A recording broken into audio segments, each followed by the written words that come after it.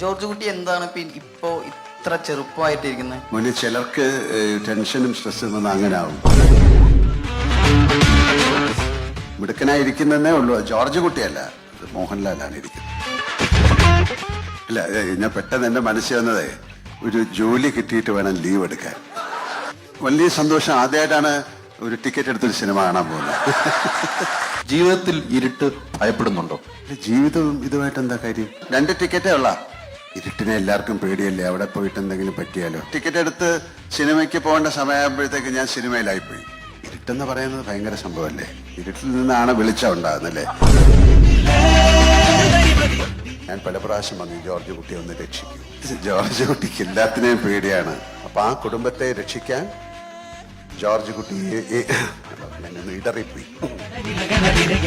നമുക്ക് ഒരു 500 കോടി ക്ലബിലേക്ക് എത്താൻ പറ്റുമോ? എനിക്ക് ആരെയും പേടിയില്ല, നിങ്ങളെയൊക്കെ ഉള്ളു പേടി.